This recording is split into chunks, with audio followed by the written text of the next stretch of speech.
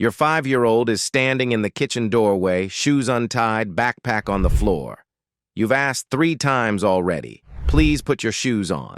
Nothing. So you do what works. You raise your voice. You count to 3. Maybe you threatened consequences. And finally, they comply. You think you just taught them to listen. But here's what actually happened. You just trained your child that instructions don't matter until you lose control. You taught them to wait for escalation, to rely on your stress, instead of their own self-regulation. There's a reason Japanese 6-year-olds walk to school alone, while your child needs 3 reminders just to put on shoes.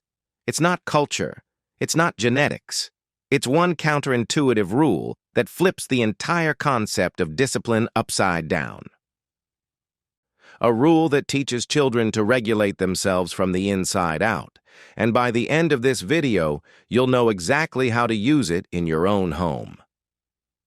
The real reason repeating yourself never works. Let me ask you something. How many times today have you already repeated yourself? Brush your teeth, put away your toys, come to the table. And here's what kills me. You're doing everything you were taught to do. You give clear instructions. You set expectations. You follow through with consequences. But tomorrow morning, you'll do it all over again because nothing sticks. Your child doesn't wake up thinking, I need to get ready. They wait. They test. They delay until you're frustrated enough to force the issue. Now, here's the part that might sting a little. Every time you remind them, you're teaching them they don't need to remember. Every time you escalate to get compliance, you're teaching them to wait for escalation. That's not their fault. Their brain is learning, I don't need to manage myself. Someone will always push me. When we rely on external control, reminders, threats, rewards, we activate their stress response. Their prefrontal cortex, the part responsible for self-regulation, essentially shuts down. They're not learning to manage themselves. They're learning to react to you. And the moment you're not in the room, the moment there's no consequence, everything falls apart because they've never had to regulate themselves. So, obedience versus self-discipline. The counterintuitive truth. Here's the truth that will probably surprise you. Obedience and discipline are not the same thing. In fact, they're opposites. When a child obeys, they follow instructions because of you, your presence, your enforcement, your consequences. But when a child has discipline, they regulate themselves. Even when you're not watching, even when there's no reward, even when it's hard. That's not external control. That's internal compass. And here's what will blow your mind. In Japan, 6-year-olds walk to school alone through busy city streets. They clean their classrooms without being asked. They serve lunch to their... Now, before you think, that's Japan, that won't work with my kid. Let me stop you right there. This isn't cultural magic. This isn't some mystical Eastern philosophy. This is neuroscience. This is how human brains actually build self-regulation. And it works because of one simple principle Japanese parents follow that most Western parents completely miss. It's called Shitsuke. The word is written with 2 characters, body and beauty. The literal translation is teaching the body, not controlling behavior, not commanding obedience, teaching the body to regulate itself. Think about it like this. You don't build muscle by having someone else lift weights for you. You lift them yourself. Your body learns the movement through repetition, through practice, through experiencing the weight. Discipline works exactly the same way. You can't build self-regulation by regulating for your child. They have to practice it. Their brain has to experience it. Their body has to learn it. And that's the rule. You don't command discipline. You cultivate it. So, what does Shitsuke, what Shitsuke really means in Japanese parenting actually look like in practice? It's built on 4 interconnected pillars. And I'm going to walk you through each one because understanding the why behind each pillar is just as important as the how. First, routine as neural architecture. In Japan, children don't receive a constant stream of individual instructions. They follow predictable daily sequences. morning routine, after-school routine, bedtime routine. And here's what's happening in their brain. When a routine is repeated consistently, the basal ganglia, the part of the brain responsible for habit formation, creates automatic pathways. Your child's brain stops asking what comes next, carries their own bag. A 5-year-old folds laundry. A 7-year-old prepares simple meals. But there's a critical distinction here. These aren't chores assigned as punishment. These aren't tasks done to earn praise or avoid consequences. These are contributions. The child is needed. The child is capable. The child matters. And when children feel genuinely needed, not just managed, they rise to the responsibility because humans, even small ones, are wired to want competence. We want to feel capable. We want to master skills. We want to contribute. Now, you might be thinking, okay, routines and responsibilities. Got it. But there's a third piece, over from a distance. It is the active, intentional practice of not intervening immediately. Instead of rescuing the child or scolding them, you trust them. You wait. You give their brain the space to identify the problem and find its own solution. This is what builds true resilience and problem-solving skills. It's not taught through lectures. It's built by the adult's patient trust.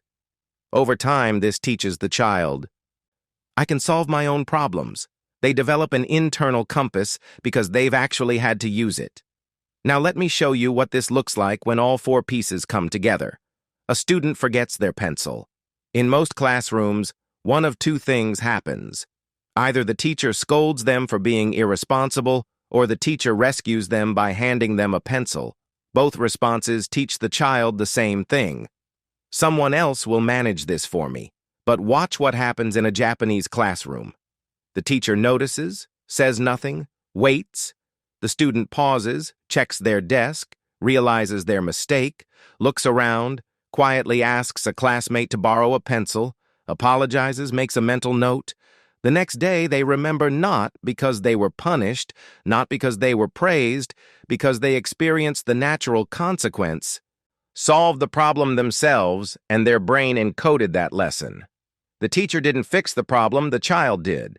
And that's Shitsuke. So, how do you actually do this? How to teach kids self-regulation at home? Let me give you 5 concrete steps you can implement starting this week. And I'm going to be very specific here because general advice doesn't help anyone. Step 1. Replace instructions with predictable routines. Stop giving your child a list of individual tasks every morning. Instead, create a visual sequence, morning routine chart on the wall. Pictures or words, whatever works for your child's age. Bathroom, get dressed, breakfast, backpack. This is critical. You don't narrate it. You don't remind. The routine chart is the cue. When they wake up, they check the chart. They follow the sequence. At first, you might need to walk them through it. What's first on your routine, but within a week, maybe 2, their brain will automate it. Why does this work? Because predictability reduces resistance. When your child's brain knows what comes next, it doesn't fight the transition, it prepares for it. You're not controlling them, you're giving their brain architecture. Step 2. Transform commands into ownership questions. This is where everything changes. Instead of put your shoes on, you ask, what's the next step in your morning routine? Instead of clean your room, you ask, your space needs care. What's your plan? Now I know what you're thinking. That sounds like I'm being too soft. My kids should just listen when I tell them something. And I get it. But here's what this looks like in practice. A child leaves their backpack in the car. The typical response, go get your backpack. You need it for school. The ownership approach, what do you need for school today? Watch what happens. The child pauses, looks around. My backpack. It's in the car. And they go, get it. No argument, no resistance, no reminder. Here's what's happening in their brain. When you give a command, their brain goes into reactive mode. They're either complying or resisting, but they're not thinking. When you ask an ownership question, you activate their prefrontal cortex. You make them the agent of their own behavior, and when they make the decision, they actually follow through because it's theirs. Step 3. Practice quiet modeling instead of verbal instruction. Please try something this week. When it's time to clean up toys, don't announce it. Don't remind your child. Don't say a word. Just quietly start picking up toys yourself. Watch what happens. 9 times out of 10, your child will join you. Not because you commanded it, not because you bribed them, because you modeled it. This is what the research shows. Children learn far more from what we do than what we say. Mirror neurons in their brain literally copy our actions, our emotional states, our energy. Japanese parents understand this intuitively. They don't lecture about responsibility. They embody it. They demonstrate the calm, focused, self-regulated behavior they want their child to develop, and their children absorb it. Step 4. Assign microtasks that build real competence. Give your child age-appropriate responsibilities that genuinely contribute to your household. 3-year-old, napkins on the table, sorting laundry by color. 5-year-old, folding washcloths, preparing their own snack. 7-year-old, setting the full table, packing their own lunch. And when they do it, this is crucial. Don't praise the outcome. Acknowledge the action. You remembered your job. I noticed you helped without being asked. Your hands were busy taking care of things. Why does this matter? Because praise focused on outcomes creates dependency on external validation, but acknowledgement of action builds internal motivation. Your child learns, I'm capable, I'm needed, I contribute. That's competence, and competence fuels discipline. Step 5. Check your own regulation. This is the hardest step, but it's also the most important. Before you respond to your child's behavior, before you remind, before you correct, before you redirect, pause. Check your own emotional state. Are you calm? Are you regulated? Is your voice steady? Because if you're not, your child won't be either. Japanese parents practice something called GUM, patient endurance. They pause, they breathe, they respond from a place of calm, not reactivity. And let's be honest, this is the hardest part. When a child forgets something important for the third time, this takes practice for both of you. But when you respond from calm instead of reactivity, you're teaching your child the most valuable lesson of all. Emotions can be managed. Impulses can be controlled. You don't have to react to every feeling. That's Shitsuke. That's self-discipline. Will this work for strong-willed kids? Now, you're probably thinking one of 3 things, but my child is strong-willed. This gentle approach won't work with them. Here's what the research on strong-willed children reveals. And this might surprise you. Strong-willed kids don't resist discipline. They resist being controlled. Think about it. When you give them a command, what do? Extra setup? I get it. You're exhausted. You're managing 1,000 things. Adding something new feels impossible. But here's the truth. The time you spend now building these habits will save you countless hours of reminding, bribing, negotiating, and battling later. Think about it this way. Right now, you're spending your time managing your child's behavior. With Shitsuke, you invest time once, then your child manages themselves. You're not adding more to your plate. You're teaching your child to carry their own. So, let's bring this, the path, to raising a self-disciplined child full circle. That morning scene we started with, the shoes, the resistance, the escalation, doesn't have to be your reality. You don't have to nag. You don't have to yell. You don't have to bribe, threaten, or battle your way through every single day.